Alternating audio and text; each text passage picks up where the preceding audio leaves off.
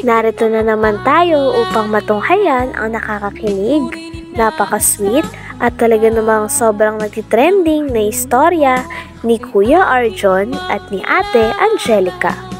Sa pagpapatuloy ng ating istorya ay nakauwi na nga muli si Ate Angelica at si Kuya Arjon galing sa napakaganda at napakalayong view na kanilang pinuntahan.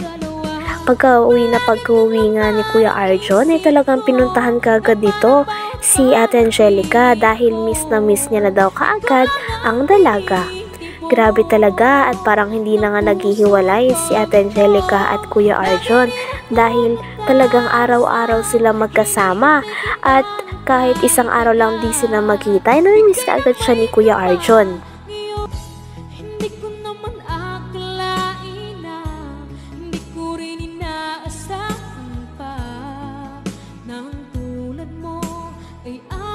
Kailangan kita ngayon. Huwag ka magkalala. Ngayon, ako sa'yo. $100 milyong piso. Magkano ba? Magkano bang ano ko? Magkano ba yung ano ko sa'yo? Magkano yung... Diwali sa mga talent ko. Diwali sa mga sponsor na darating sa akin. Pero... Hindi kasi ang naaangis wala yung ganong tao yung kaalang sa iyo. Malulungkot ka. Oo, malulungkot. Tapos yung parang tingin ko sa sarili ko na iwan na ako ng kapalaran.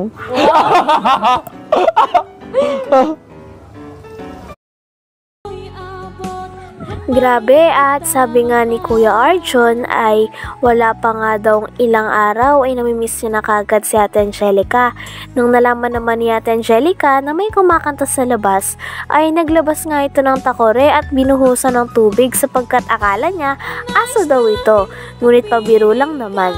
Pagkatapos naman nun ay niyakap ni Kuya Arjon si Ate Angelica at nung niyakap nga siya ni Kuya Arjon ay grabe talaga ang kilig niya dahil kitang-kita na sobrang miss na miss nilang dalawa ang isa't isa. Huh? Gago talaga. Sabihin ka? Wala. Ano yung sabihin mo? Naiya ka pa? Siguro na-miss mo nga ako. Huwag ka naman ako. Dito na nga ako. Hug na dali. Ha? Hug. Hug?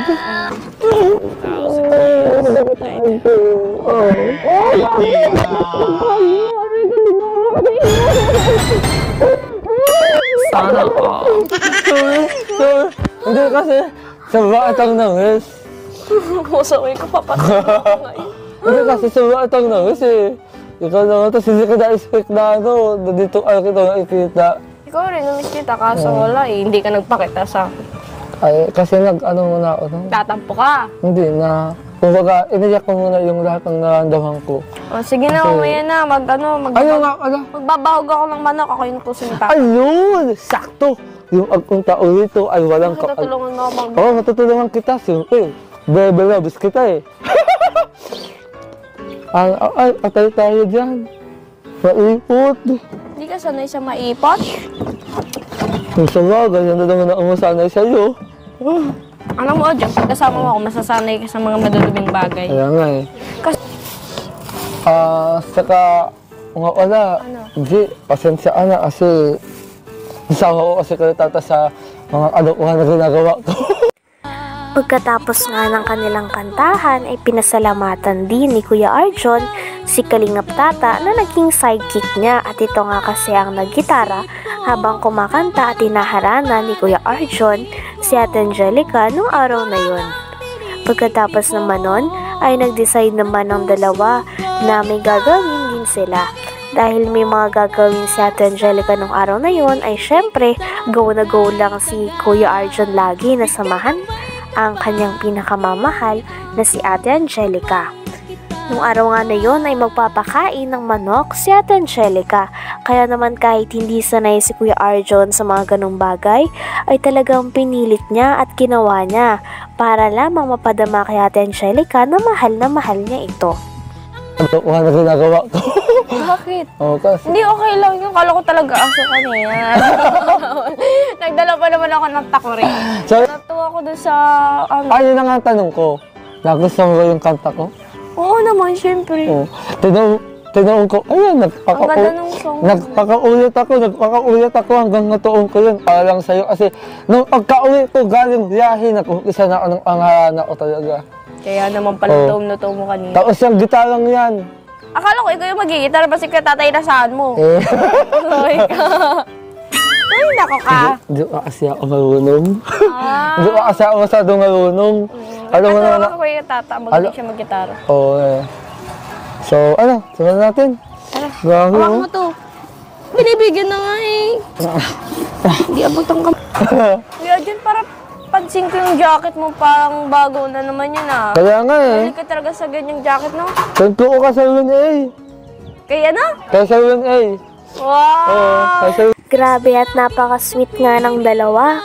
At naglalaro pa nga sila at talagang sinusulit na naman nila ang oras na sila ay magkasama. Napapayakap na nga si Kuya Arjon kay Ate Angelica. Pagkatapos naman nito ay nag-decide naman si Ate Angelica na umakyat nga sa puno ng kalamansi sapagkat gusto niya daw bigyan ng kalamansi si Kuya Arjon. Kaya naman si Kuya Arjon ay bilib na bilib pa rin kay Ate Angelica dahil kaya niya ang mga ganitong gawain. Kaya mo? Pwede ba? Sige na.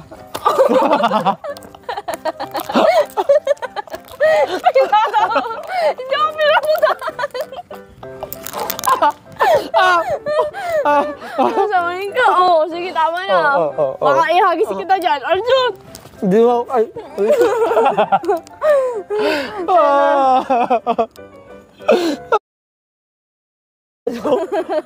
Pag-iyak ka.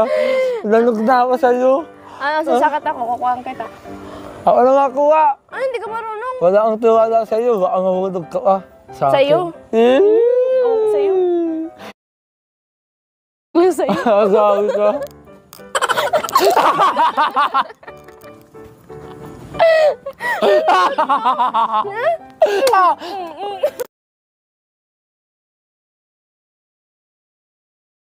Dapat ako kasi ako. Ganyan ka kaya magdawala. Grabe at patagal na nga ng patagal ay mas nagiging sweet na nga si Kuya Arjon at si Ate Angelica sa isa't isa. Napaka-cute nga ng dalawa dahil nag-aasaran pa nga sila. Kapag inasar ni Ate Angelica si Kuya Arjon ay gaganti din ito. Kaya naman napaka-cute at talaga namang sobrang nakakakilig silang pakinggan at panoodin na dalawa. Kaya napakarami nilang fans ngayon. Ang kalabasi ang pwede dyan sa kilikili mo para walang amoy. Ha? Rexona ang Hindi mo na kailangan ko. kailangan ng Rexona. May kalamansi na. Baka sa kilikili mo lang kailangan kasi yung kilikili mo ang hit. Sa'yo ata, ang itim pa. Alam mo. Yung kilikili mo kasi mabuhok. Mabuhok Mga ka ano dyan. nga. Ba't yun iyo? Ibubukin ko na itong babae nito. Pag nakita niyang kilikili nito, maputi lang sa una. Pero ang sa yaute. Oo, sa'yo. Binubutaga mo naman ng mga viewers. Hindi, sorry na ako. Yung nagkaasi, baka. Kitang-kita mo at yung aamo, Ano kitang-kita? Dalaw Ano bang kalamansi? na baka matutusok. Ang tinaguri, ang gurilya ng mantag, anong magang. Aljun, Ay ko, ano? how much? Charot. Hindi yata ito unggoy.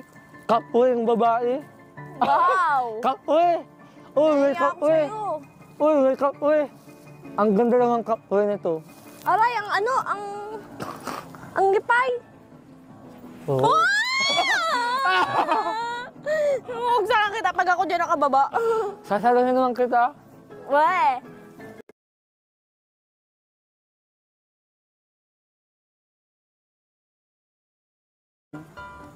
Hindi mo alam? Pag nabagok, edi patay. Hanggang dito na lamang muna ang ating nakakakilig, napaka-sweet, sobrang nagtitrending at pinakainabangan na istorya nila Kuya Arjon at Ate Angelica.